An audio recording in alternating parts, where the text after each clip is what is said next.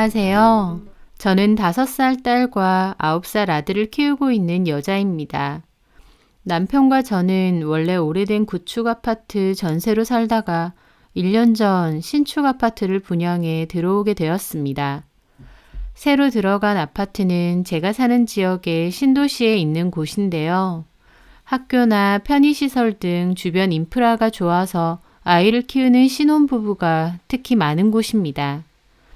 그토록 원했던 내 집, 착하고 귀여운 아들과 자상한 남편, 꾸준히 잘 해오고 있는 나의 일, 모든 게 다 저에게 좋은 상황이고 감사하죠. 다만 이렇게 평온이 찾아오기 전에 꽤나 폭풍 같은 시간도 있었답니다. 바로 제 여동생 때문이었어요. 저에게는 친구처럼 아주 가까운 2살 터울 동생이 있습니다. 서로에게 가장 친한 친구처럼 지냈었죠. 동생은 엄청 밝고 긍정적이고 웃음도 많아서 동생이 웃으면 주변이 다 환해지는 느낌이 드는 사람이었습니다. 인기도 많고 유명 화장품 회사 MD로 일을 해서 능력도 뛰어났죠. 잘 나가는 동생에 비해 저는 취업도 안 되고 자존감이 많이 떨어져 있을 때가 있었습니다. 취업도 안 되고 나는 참 한심해.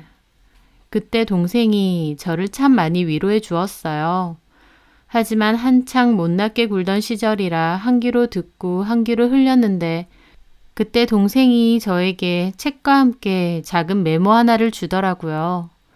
서두를 필요도 없다. 반짝거릴 필요도 없다. 그저 자기 자신이면 충분하다. 작가 버지니아 울프의 말이었습니다. 그걸 보고 참 울기도 많이도 울고 위로를 받았네요. 저보다 어리지만 꼭 언니 같은 동생. 제가 힘든 일이 있으면 동생은 언제나 저를 진심으로 위로해주고 붙돋아 주었어요. 좋은 일에는 저보다 기뻐해주고 힘든 일에는 늘 진심으로 저를 위로해 주었죠. 그렇게 서로 결혼도 했습니다. 동생의 남편인 제부는 보험회사에서 계리사로 일하고 있었어요. 연봉도 세고 꽤 능력 있는 사람이었죠.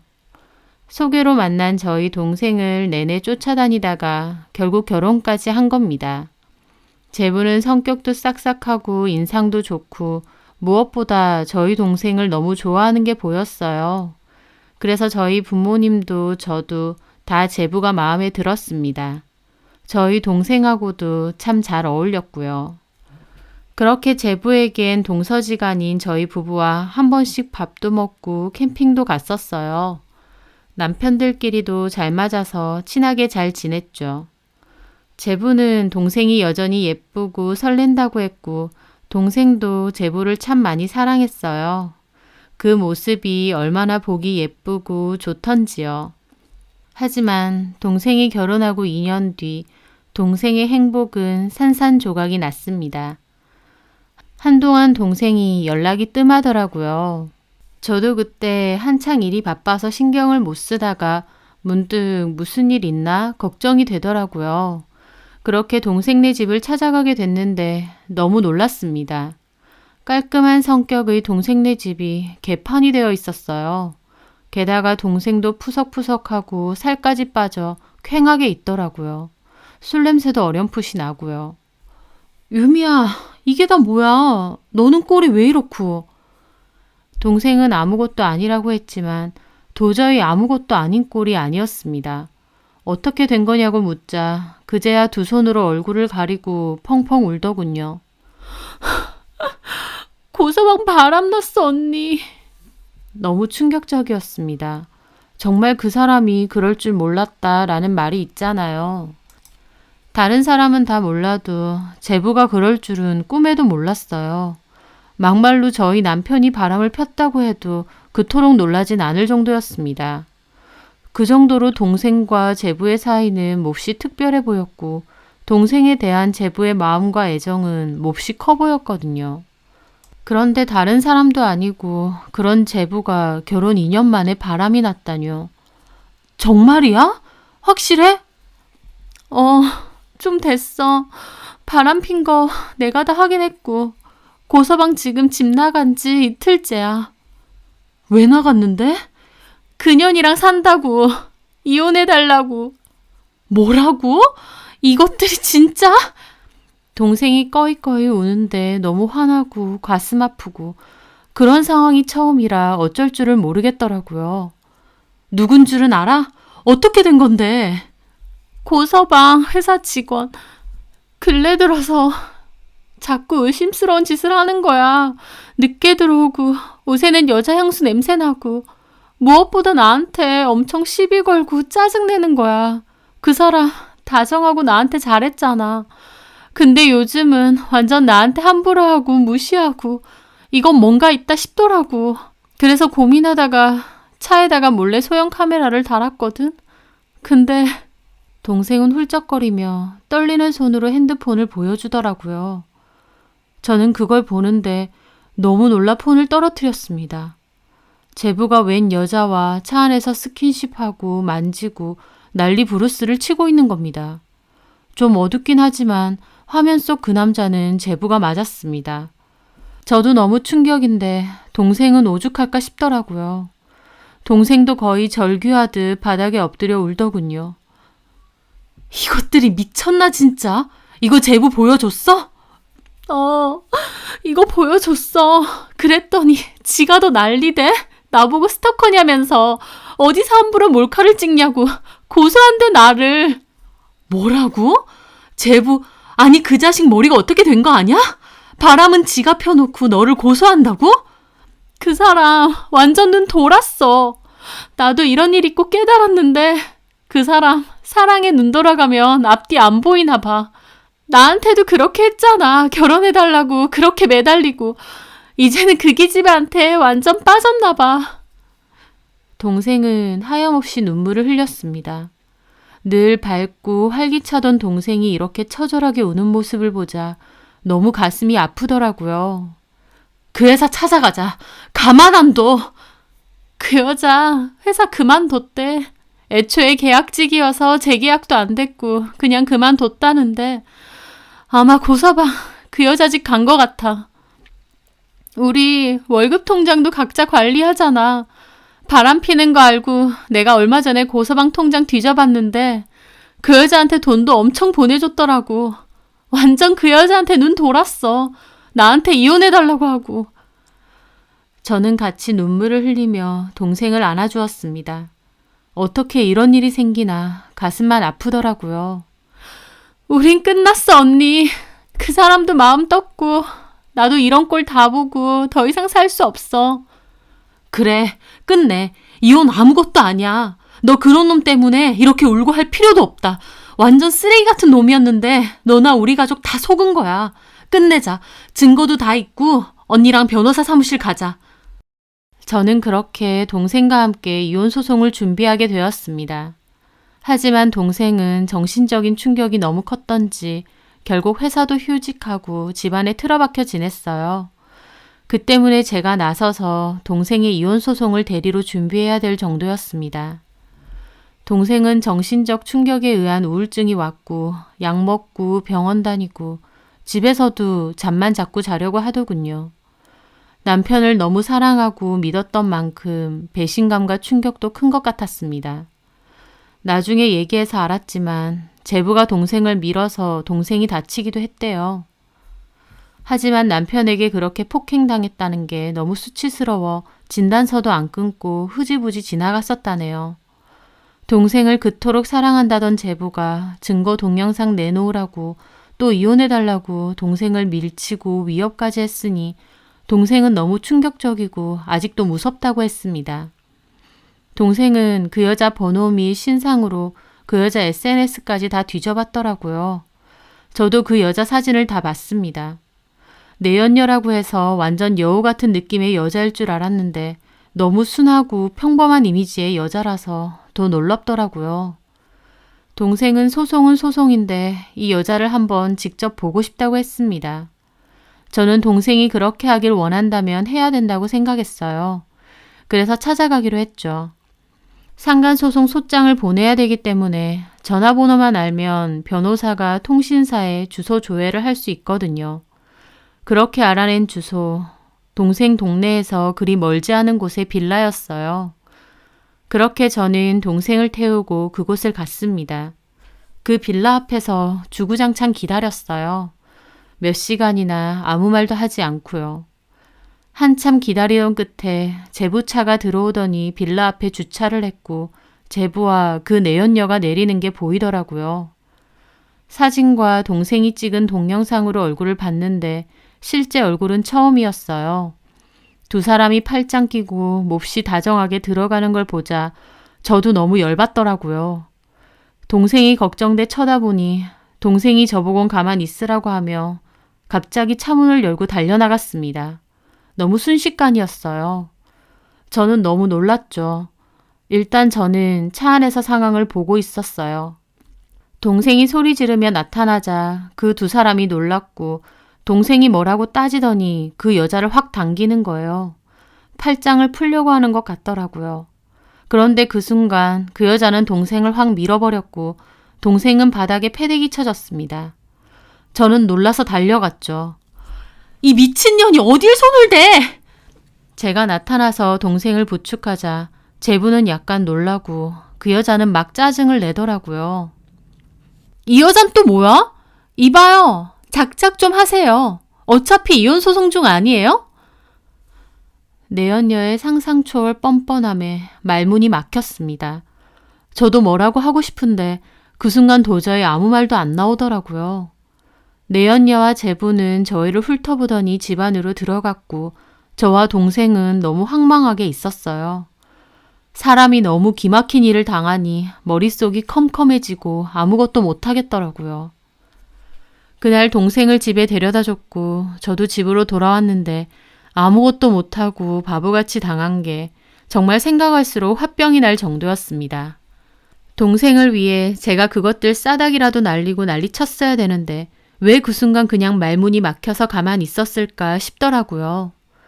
그 일 이후 동생은 이혼을 했습니다. 위자료 소송도 진행했고요. 상대 변호사가 불법으로 취득한 영상이라고 주장해서 벌금도 내야 했지만 어쨌든 확실한 증거가 있기에 동생의 승소로 끝이 났어요. 하지만 소송에서 이긴다고 동생의 상처도 없어지는 건 아니었습니다. 동생은 한동안 힘들어했어요. 하지만 저도 동생에게 그것들 보란 듯이 잘 살라고 얘기해줬고 동생도 다시 일어서려고 노력했습니다. 시간이 약이라는 말처럼 점차 동생도 많이 좋아졌어요. 그것들은 어떻게 됐냐고요? 1년 후 제부, 아니 동생의 전남편 얘기를 듣게 되었습니다. 내연녀 위자료 비용까지 다 내줬고 살림도 차렸다는데 그것들 1년도 못 살고 헤어졌대요. 제부가 일방적으로 버림받았다고 했습니다. 게다가 제부 회사에도 소문나서 제부는 일 그만두고 한동안 쉬다가 다른 곳으로 옮겼대요. 하지만 같은 업계다 보니 제부를 보는 시선이 좋지는 않다고 했습니다. 이 이야기는 어떻게 들었냐고요? 제부가 술 먹고 동생에게 잘못했다고 자기 벌 받는 것 같다고 전화해서 한 말이거든요. 저는 그 얘기 듣고 동생한테 다시는 그 인간 전화 받지 말고 수신 차단해버리라고 욕을 한 바가지 했어요. 또 한편으론 그 인간도 조금이라도 벌 받은 것 같아 다행이다 싶기도 했죠. 하지만 제부의 말로 그 내연녀는 자기 버리고 다른 남자에게 임신해서 결혼까지 했다고 했습니다. 그 내연녀도 참 대단하다 싶더라고요. 어느 드라마의 대사처럼 잠깐 갖고 놀다 버리려고 남의 꽃밭을 망쳐놓나 싶고요. 그 후 몇 년이 흘렀지만 제 동생도 그년도 어디 가서 발 뻗고 못 살았으면 좋겠다는 소리를 술 먹으면 한 번씩 하더라고요. 저도 제발 그러길 바랬습니다.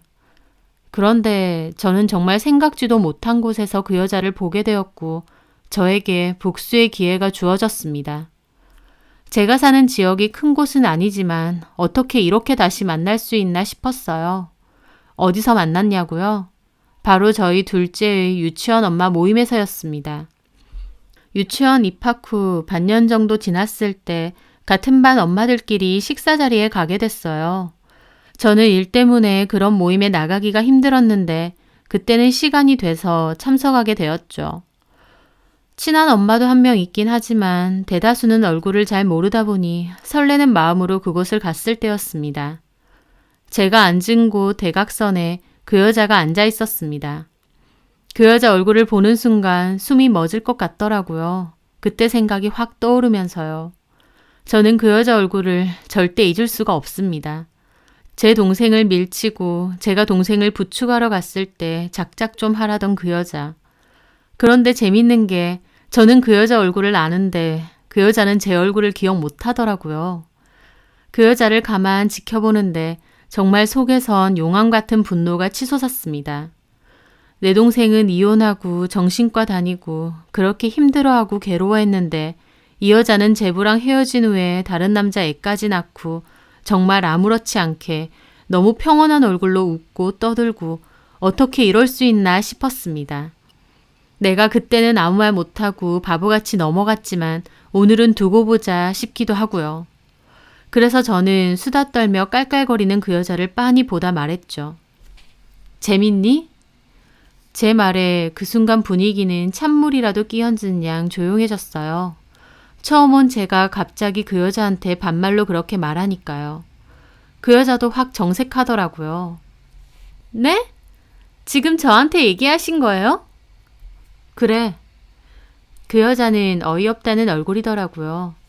소율이 어머님 맞으시죠? 언제 봤다고 반말이세요? 되게 무례하시네요. 무례할 만 하니까 하지. 뭐라고? 그 여자도 기막히다는 듯 발끈하고 주변의 다른 엄마들도 놀라서 저를 말리더라고요. 왜 그래요, 소율 엄마? 저도 코웃음 치며 말했습니다. 기억도 안 나나 보네. 나는 너무 기억 잘 나는데. 당신이 누군데? 파들파들 거리는 여자에게 제가 말했죠. 고우연 몰라? 그 순간 그 여자 정말 얼굴이 새하얗게 질리더라고요. 다른 엄마들 숨죽이고 저희를 보고 있고요.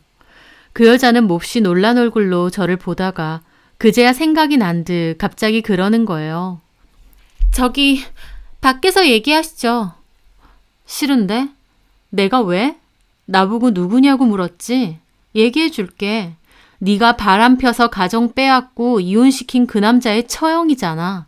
나 봤잖아. 나랑 내 동생한테 작작 좀 하라며. 너 상간소송도 당했잖아. 다 잊었어? 내 동생 이혼시키고 제부랑 살림 차려서 살다가 그 와중에 다른 남자애 임신해서 도망갔다며?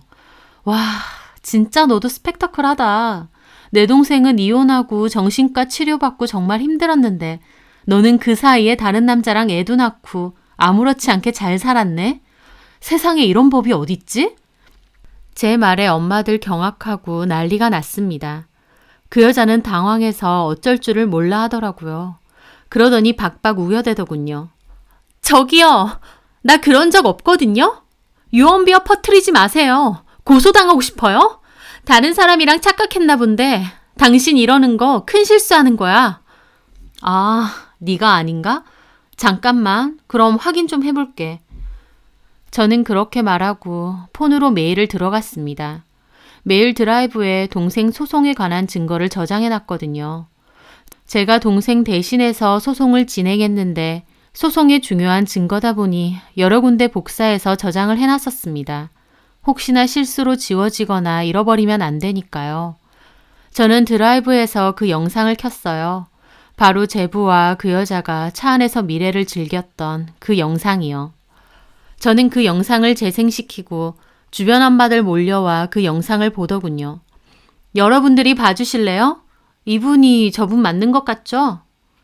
엄마들 입이 뜨악해서 미쳤다면서 그 여자 다 노려보고 그 여자 득달같이 제 폰을 뺏으려는 거예요. 저도 안 뺏기려는데 그 순간 옆에 엄마 하나가 그 여자 팔을 잡아 밀치더라고요. 뭐 이런 더러운 년이 다 있어. 이런 기집애랑 우리 애랑 같은 유치원 다닌 거야? 그러니까 불결해 진짜. 민준 엄마 그런 사람이었어. 옆에 있던 엄마들이 더 난리가 났습니다. 완전 삿대질하면서 그 여자를 몰아세웠고 그 바람에 그 카페에 있던 다른 손님들까지 다 쳐다보고 그 여자는 어버버 하더라고요. 저는 그 꼴을 우습게 보며 말했죠. 어때요 여러분? 저 여자 맞는 것 같죠? 완전요. 세상에 그런 줄도 모르고 우리 애랑 저 집 애랑 친하게 지냈는데 너무 싫어. 야, 너 당장 유치원 그만둬. 완전 뻔뻔하네, 저 여자. 이 동네에서 꺼져! 엄마들이 난리치고 그 여자 막 당황해서 어쩔 줄 몰라 하더니 그대로 카페 밖으로 도망가더라고요. 저는 그걸 보고 영상을 껐습니다. 그 여자 나가고 나서 엄마들 더 난리가 났죠. 꿈에도 몰랐다느니, 저 여자가 그런 여자였나느니. 그 여자와 친하게 지냈다는 엄마들은 더 경악하고요. 저는 엄마들에게는 신뢰하겠다 말하고 그곳을 떠났습니다. 그 후에 어떻게 됐냐고요? 온 동네가 뒤집어졌습니다. 맘카페에 그날의 일이 다 올라왔고 댓글이 몇백 개가 달릴 정도였어요. 그 여자가 어떤 여자인지도 올라오고 그 여자 남편이랑 같은 회사 다닌다는 동네 지인도 댓글을 달았죠. 그 후에도 후일담이 올라왔는데 이 정도로 소문이 나니 당연히 그 남편도 알게 된 모양이었습니다. 그 여자랑 같은 아파트 산다는 회원이 글을 올렸는데 그 일 있고 얼마 지나지 않아 남편이 애와 짐을 들고 어딜 가는 걸 봤대요. 그 후 집도 금매로 내놨다 하고요. 남편끼리 같은 회사 다닌다는 회원 얘기론 그 여자와 그 여자 남편 이혼 소송 진행 중이고 각자 본가로 들어가서 산다고 했대요. 남편은 너 같은 여자한테 애 못 맡긴다고 네 몸만 나가라 해서 아이도 남편이 데리고 갔다더라고요. 온 동네에 소문이 다 퍼져서 후일담을 듣기는 참 편하더라고요.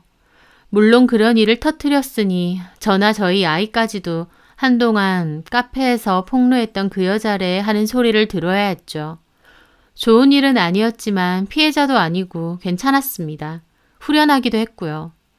동생에게도 얘기했고 동생도 저를 가장 먼저 걱정하면서도 한편으론 속 시원해하는 것 같더라고요. 그날 그 여자가 동생 밀쳤을 때 한마디도 못한 게 두고두고 한이었는데 이렇게라도 대갚아주게 되어 속 시원합니다. 그리고 동생에게도 그랬어요. 그 인간들이 되갚음 당했다고 네 기분이 풀리는 건 아니겠지만 그래도 이제는 다 잊고 네 인생에만 집중해서 살라고요. 동생도 언니 그리고 저희 가족이 있어서 너무 고맙다면서 앞으로 더 보란듯이 잘 살겠다고 했습니다. 인생에는 여러 페이지가 있는데 좋은 일이 가득한 페이지도 있지만 정말 힘들고 슬픈 일이 가득한 페이지도 있다고 생각해요. 그래야 인생이라는 책 한 권이 완성될 테니까요. 동생은 많이 힘들고 슬펐던 한 페이지를 넘긴 거라고 생각합니다.